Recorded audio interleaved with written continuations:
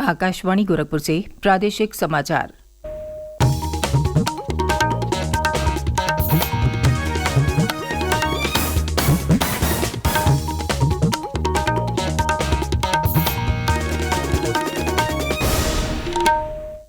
नमस्कार, समाचार बुलेटिन के साथ मैं सुकीर्ति अस्थाना। पहले मुख्य समाचार।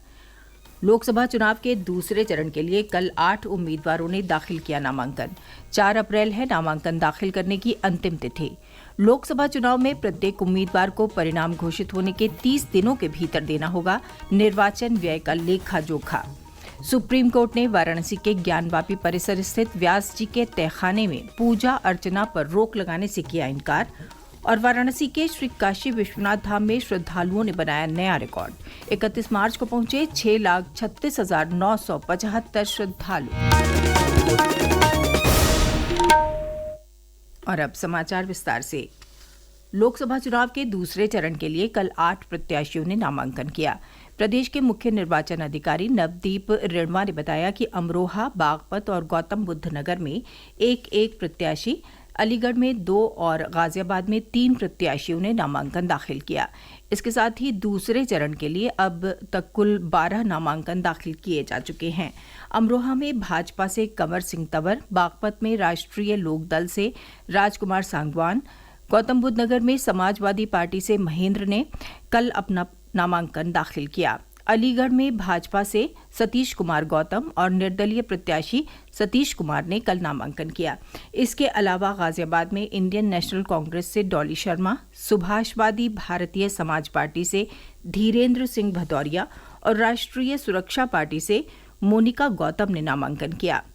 दूसरे चरण की 8 सीटों पर 4 अप्रैल तक नामांकन दाखिल हो सकेंगे। 5 अप्रैल को इन नामांकन पत्रों की जांच होगी। 8 अप्रैल नामांकन वापसी की आखिरी तारीख होगी। इन सीटों पर 26 अप्रैल को मतदान होगा। प्रदेश में लोकसभा चुनाव के पहले चरण की 8 सीटों पर आगामी 19 अप्रैल को मतदान होगा। इनमें मुजफ्फरनगर की सीट भी शामिल है, जहां से भाजपा ने लगातार 2 बार सांसद रहे केंद्रीय राज्य मंत्री डॉक्टर संजीव बालियान को तीसरी बार मैदान में उतारा है। समाजवादी पार्टी से पूर्व सांसद हरेंद्र मलिक और बहुजन समाज पार्टी के दारा सिंह प्रजापति मैदान में हैं। 8 निर्दलीय उम्मीदवार भी चुनाव लड़ रहे हैं। एक रिपोर्ट। मुजफ्फरनगर लोकसभा क्षेत्र में 5 विधानसभा सीटें शामिल हैं। इनमें 4 विधानसभाएं मुजफ्फरनगर जनपद की बुढ़ाना, चरथावल, खतौली और मुजफ्फरनगर शामिल हैं। वहीं मेरठ जिले की एक विधानसभा क्षेत्र सरधना भी इसमें शामिल है। मुजफ्फरनगर लोकसभा सीट पर मतदाताओं की संख्या 18,10,628 है। इनमें 9,65,374 मतदाता पुरुष हैं और 8,45,106 मतदाता महिलाएं हैं। लोकसभा क्षेत्र में 148 मतदाता थर्ड जेंडर के भी हैं। भाजपा ने तीसरी बार केंद्रीय राज्य मंत्री डॉक्टर संजीव बालियान को अपना प्रत्याशी घोषित किया है। 2014 और 19 के लोकसभा चुनाव में वो इस सीट से जीत हासिल कर चुके हैं। समाजवादी पार्टी ने पूर्व सांसद हरेंद्र मलिक को प्रत्याशी घोषित किया है। बहुजन समाज पार्टी ने दारा सिंह प्रजापति को मैदान में उतारा है। इस बार राष्ट्रीय लोकदल भाजपा के साथ आ गया है। मुजफ्फरनगर लोकसभा सीट पर नामांकन की प्रक्रिया पूरी हो चुकी है। आकाशवाणी समाचार के लिए सुशील चंद्र तिवारी।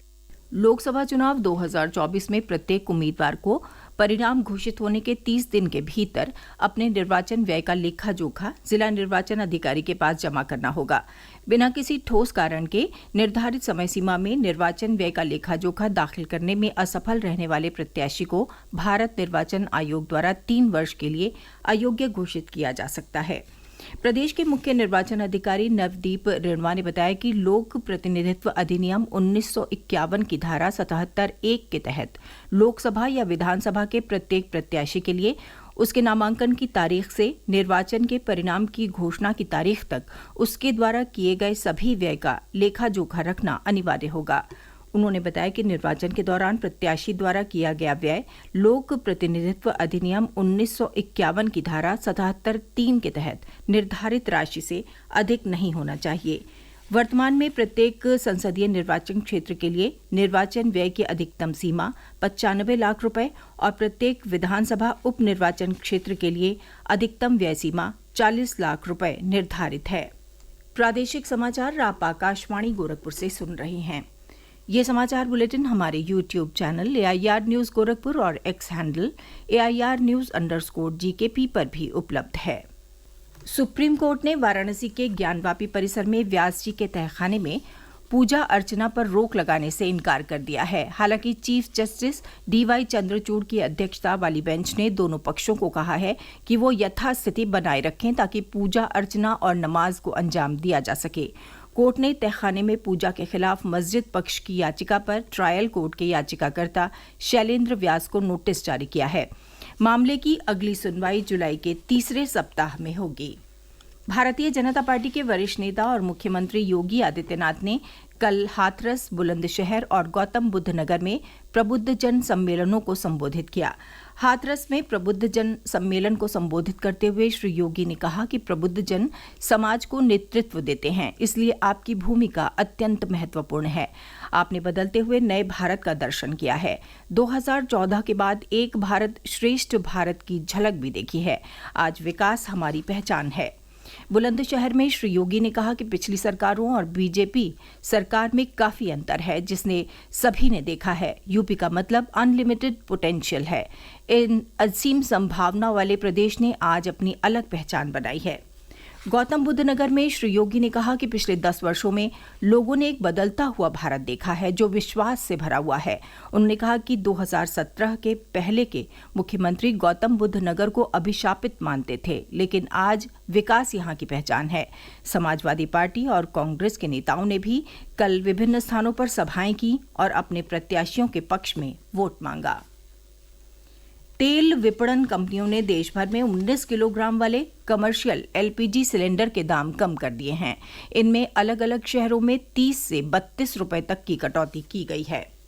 तीर्थ नगरी मथुरा के प्रसिद्ध सांझी क्राफ्ट को भारत सरकार द्वारा जीआई टैग प्रदान किया गया है। जिलाधिकारी शैलेंद्र कुमार सिंह ने इसकी घोषणा करते हुए कहा कि ग्लोबल मार्केट में अब ब्रज की इस कला को अलग पहचान मिलेगी।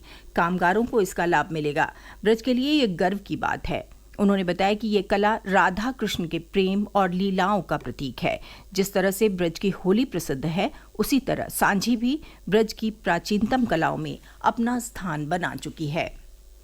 वाराणसी के श्री काशी विश्वनाथ धाम में दर्शन पूजन के लिए आने वाले श्रद्धालुओं का नया रिकॉर्ड बन गया है। श्रद्धालुओं की बढ़ी संख्या को लेकर हमारे प्रतिनिधि की रिपोर्ट।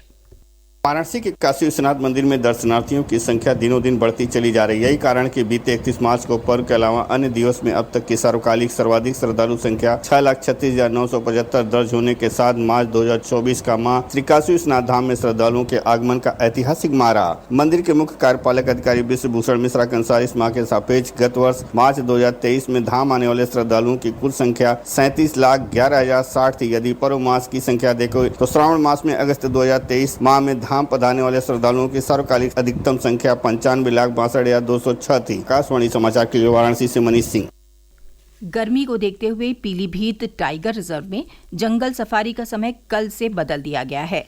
पीटीआर के उप निदेशक मनीष सिंह ने बताया कि 1 अप्रैल 2024 से सुबह की सफारी का समय 6 बजे से 9:30 बजे और दूसरे शिफ्ट की सफारी का समय अपराह्न 3 बजे से शाम के 6:30 बजे तक निश्चित किया गया है।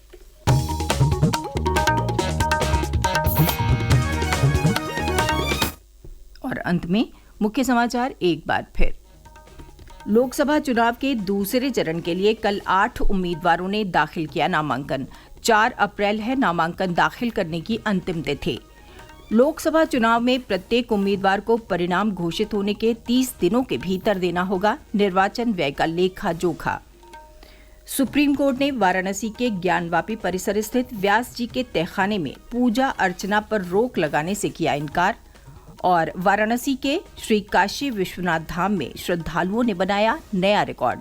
31 मार्च को पहुंचे 6,36,975 श्रद्धालु।